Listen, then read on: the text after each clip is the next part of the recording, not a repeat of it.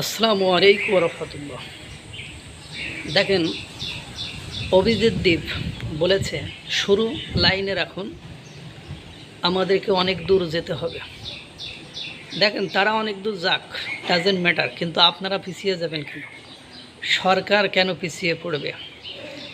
দেখেন, E20 ethanol 20 নিয়ে যে নীতিন গডকরির বিরুদ্ধে যে অভিযোগগুলো উঠেছে, আপনারা সরকারি দলে আছেন, যেহেতু জেনজিরা এটা অভিযোগ করেছে, সেহেতু জেনজিদের বড় কোনো আন্দোলন শুরু করার আগেই আমার মনে হয় সরকারের তরফ থেকে আপনার তদন্ত করে 24 ঘন্টার মধ্যে সে যদি অপরাধী হয়, তাহলে সরকার আন্দোলনে নামার আগে সরকার তাকে পদত্যাগ করানো উচিত। কারণ গণতান্ত্রিক রাষ্ট্র ভারতের মতো একটা রাষ্ট্রে একটা মানুষের বেঁচে থাকার জন্য খুব বেশি অর্থবিত্তের দরকার হয় না।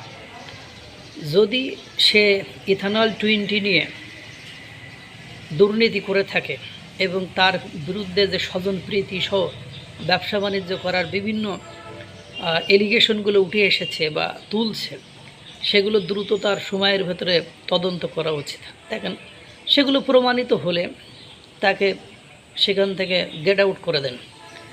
আর যদি সে স্বচ্ছ থাকে, তার বিরুদ্ধে যদি এলিগেশনগুলো সত্য না হয়, তাহলে তাকে ধরে রাখেন, প্রমাণ করেন যে যে democracy is the people, for the people, by the people, মানে সবই জনগণের জন্য।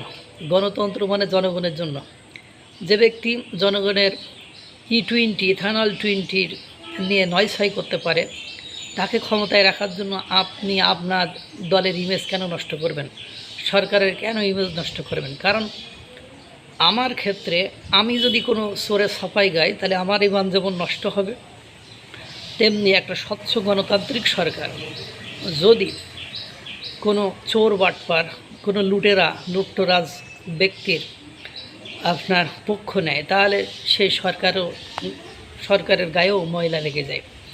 অন্যায় যে সয়ে আর অন্যায় যে করে আর অন্যায় যে সয়ে, তব ঘৃণা তারে তৃণ সমুদয়।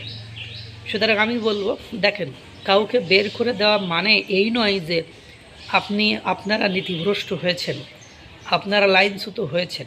না, ওকে সরিয়ে, ভারত 140 কোটি মানুষের দেশ, এখানে কোয়ালিফাইড লোকের আমার মনে হয় না অভাব রয়েছে।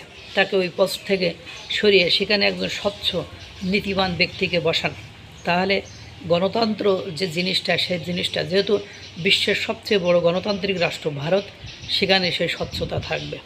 আদারওয়াইজ আপনি বারবার যদি মাসখানি করে আন্দোলন করেন, আন্দোলন মানে হলাম বিদেশি বিনিয়োগরা আপনার দিক থেকে মুখ ফিরিয়ে নেবে। সুতরাং be careful and take some good decision, যে ভালো ভালো সিদ্ধান্ত নেন।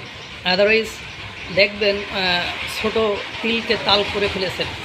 আমি চাই না ভারত সরকার তিলকে তাল করে ফেলুক। আমার কথা হলো, যদি ব্যক্তি সৎ হয় তাকে ধরে রাখুন, আর যদি ব্যক্তিটি অসৎ হয়, তার বিরুদ্ধে অভিযোগের বিষয়গুলো, নীতিন গডকরির বিরুদ্ধে অভিযোগগুলো যদি সত্য হয়, তাহলে তাকে সরিয়ে দিন। আল্লাহ তাআলা সকলকে ভালো রাখুক, সুস্থ রাখুক। আসসালামু আলাইকুম ওয়া রাহমাতুল্লাহ।